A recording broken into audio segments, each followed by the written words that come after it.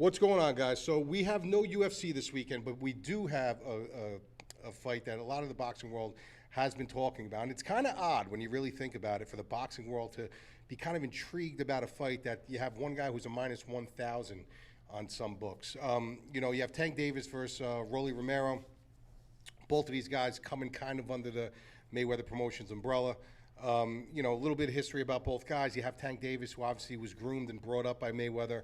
This will be his last fight under the Mayweather banner. He will be leaving Mayweather Promotions. So you got to wonder, what is their real, what are they trying to do here by matching these guys up? What's the motive? What's the business chess move here? So that's a question in itself, because obviously Rolly Romero is still under the Mayweather banner. Then you have Tank Davis. He's been fighting since he's 7 years old. Very good technical boxer. Very good pop in his shot. 26-0, 24 knockouts. He's a finisher, and a lot of people gave him a lot of flack for a long time that he was just a puncher. But he showed in his past couple of fights how much he has matured as a boxer. He's very technical. He's very slick, and he's actually a pretty intelligent kid. Kids will do that to you. He claims that it's his kids. He's got to grow up a little bit. I know back in the day, the track on him is that, he's got a lot of trouble in Baltimore, where he was from. Mayweather brought him to Vegas, put him up in a suite, bought him a Jeep. And the rumor has it from Paulie Malignaggi is that what he heard was he was actually so bad at one point that he sold all the furniture and the Jeep and bought a Benz back in Baltimore. So, he was a type of kid who would get into trouble. Mayweather tried to keep him out of trouble, but now as he matured as a fighter, even in this build up to this fight, he's just very, very tranquil, very chill, very, tries to be professional. Not the most super well spoken guy in the world, but you could see he's getting his point across, where he's trying to be better, he's trying to do better, and he's a top level guy in the division right now, obviously. But one of the biggest knocks on him is his cherry picking. People want to see him against some of these guys, the Devin Haney's and stuff like that, and it will in time. But this fight came across the board, and the crazy thing about it is when fights like this come across the board, you kind of look at their records, you look at their, where they came from, and you wonder, how did Rolly Romero get this fight? He's 14-0, he's got 12 knockouts, hasn't fought anybody of real substantiality, but the kid is a great talker, and he hits like a ton of bricks. And that's basically today, in this era, this is how you get fights. You can win your fights. You can have a ton of fights under your belt, but this is about drawing power, and it's about money, and it's about who's marketable and who's not. And Rolly Romero is marketable. He's only been fighting since he was 17 years old, so he hasn't been fighting that long. Comes from a judo background. He's very, very unorthodox, and we're going to get into why I think that can be a problem in a minute, but he's very, very unorthodox. A lot of people say it could be because of his judo background. I think it's a mixture of both. I actually think that Tank Davis hit the nail on the head. I think it's a mixture of his background, but it's also a mixture that you just can't learn boxing that quick.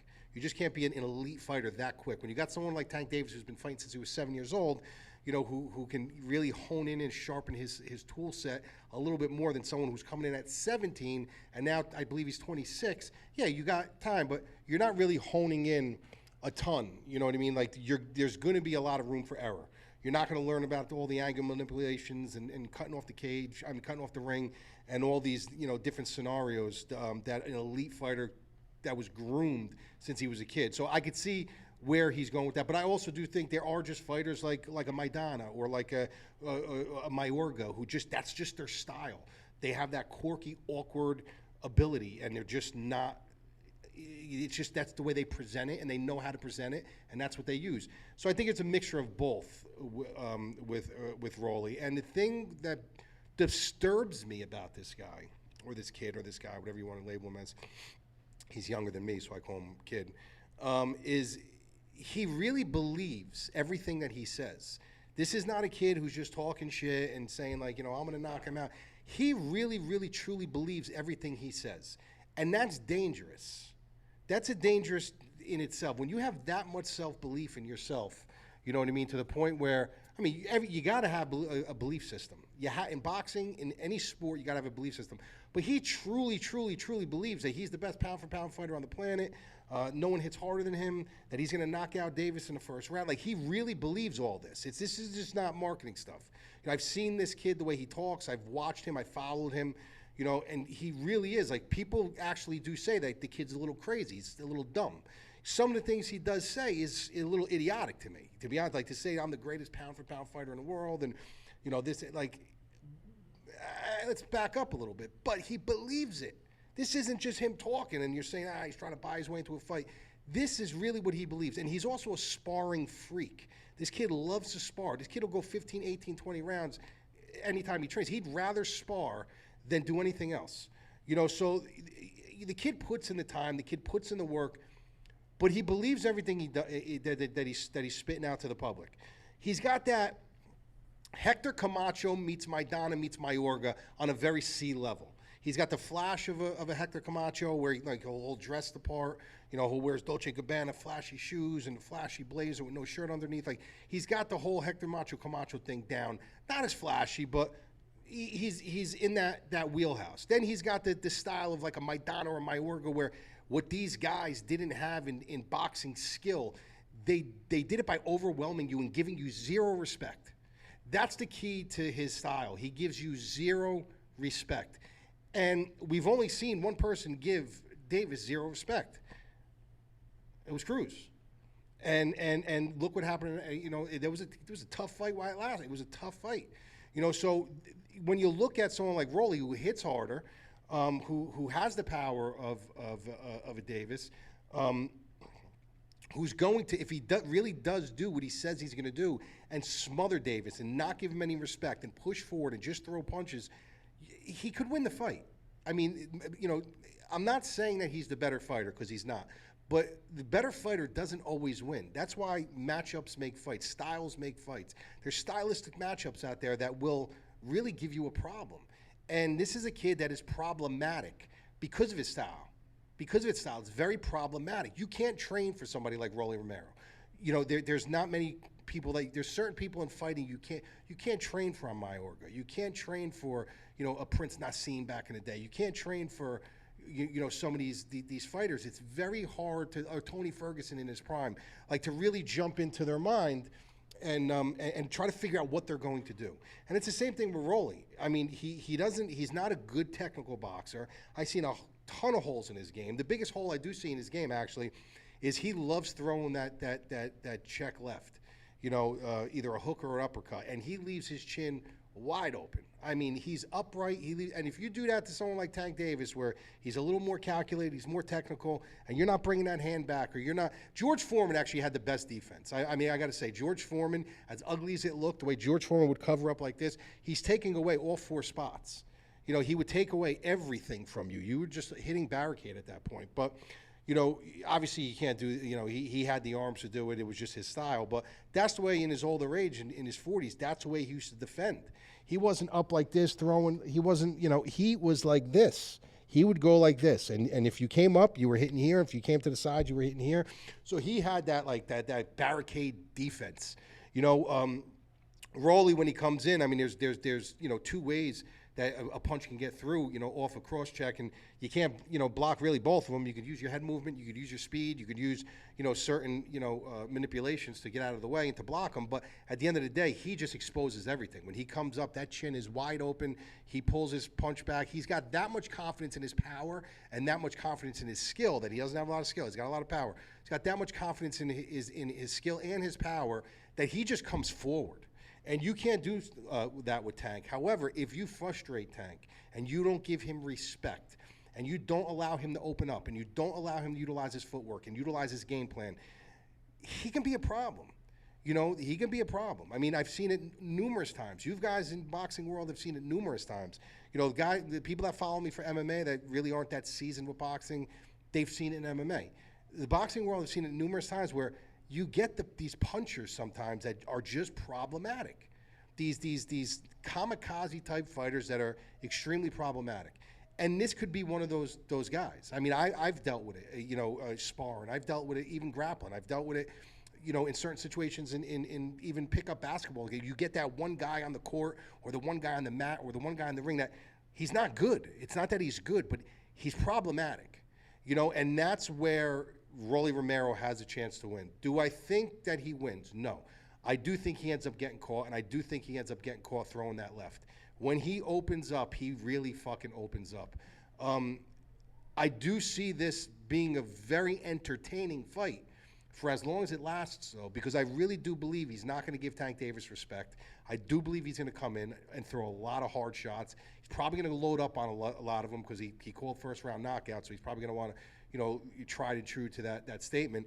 So I could see him loading up. We don't know what kind of chin he has, really. I've seen him get peppered, a few times where he got rocked, and he took it. He took it, but you're not getting hit by Tank Davis at that point. I've also watched sparring footage of him when he sparred Devin Haney, and Devin Haney kind of pieced him apart. Hit him with some good shots, was kind of slipping all his punches, was piecing him up. But when he connects, when Rolly connects, he connects. And he connects. And I do believe if he catches anybody in that division with one of his shots, he could put you to sleep. And that's where Tank Davis has to keep his composure. That's where Tank Davis can't get, into that, greyhound chasing the rabbit thing where, okay, this guy's smothering me. Now I'm getting pissed off. If this guy wants to have a firefight, I'm going to have a fucking firefight with him. Because if he does that, then he's really opening himself up for a bad chess move that Rolly can checkmate on. And even if Rolly doesn't mean to throw it, it could just be a timing thing. It could be you're in the wrong place at the wrong time, and Rolly connects something with you and puts you on skates, and he can finish you. So does he have a chance to win? Yes. Do I think he's going to win? No. I do think that Gervonta Davis is just a cleaner boxer. I think he's fought the better competition. I think he's a little bit more settled into his career, a little bit more comfortable in his own skin. And I think he knows that after this fight, there's going to be a step. He's going to have to fight these guys. He's going to have to fight the guys that are waiting for him, in the deeper water. So I think he knows this probably might be one of his last fights where he's this much of a favorite, where you get by this fight and you're good to go. As far as Rolly, he's got everything to gain here. He's got everything to gain. He's got really nothing to lose. If you think about it, Davis has everything to lose and nothing to gain. Davis is supposed to win this fight. He's supposed to win this fight. And if he loses, if he wins, okay, he won. But if he loses this fight, that's a bad mark. Because then the cherry picker people are going to come out. And the cherry picker, you see, I told you he's been cherry picking his fights. He's been doing it. So this is a very dangerous fight for his career path and him in general. Because like I said, it's a very problematic stylistic matchup for him. It could be. As far as Rolly, he's got nothing to lose. He's supposed to win this fight. You're fighting a guy who's a minus 1,000 against you. He's 26-0, 24 knockouts. You've only been fighting, you're 14-0, 12 knockouts. Yeah, you got a clean record. You haven't really fought anybody that great. You're supposed to lose this fight. So if you win this fight, you gain everything. If you lose this fight and have a good showing, you gain a fan base. You lose this fight and get fucking murked in the first round, people just kind of see you for what you are or for what they expected you to be. So you don't have a ton to lose here. So I'm expecting Rolly to come in and just lay it all on the line and just go. Just go. Like, that's it. Just that bell rings. He's just going to go forward. He's going to lay hands on him. He's going to try to knock him out. And I think he'll know, because he's going to start getting outclassed. If you don't lay down hands on him within the first 3 rounds and catch him with something, the kid's got good cardio. That I'll say. His conditioning is good. You don't have to worry about him punching himself out or anything like that. But I think after a while, you only have so many tricks in your bag that you could try to bait a real seasoned boxer in with. And after those tricks are over, you're going back to that well, and they start making their reads, and they start calculating your movements and dialing you in. That's when I think Gervonta Davis takes over and eventually wears him out, frustrates him, and knocks him out. So I wouldn't hate you if you wanted to pull a small sprinkle on Rolly just because of his style. I know that Teofimo is putting, I think he said he was putting 100,000 on Rolly, but I think there's a friendship involvement there, and I don't believe he's putting $100,000 on him. I would have to see that ticket. But he claims he is. Not many people are picking Rolly in this fight. I do think he's got an outside chance to win. And I think if you wanted to put a very small touch on him, that's fine. I'm not predicting him to win, but he does have a puncher's chance. It's not like he's coming in here as a boxer with no skills and no power. He's coming in here as a boxer with a very awkward style, a very unseasoned style, but a boatload of power. And this is boxing. This is the theater of the unknown. That's what we call the theater of the unknown. Anything can happen. So I'm picking Gervonta Davis. I'm going to pick him by knockout. But I will tell you that I will not be shocked if Rolly catches him with something. So That's my breakdown, guys. Talk to you soon.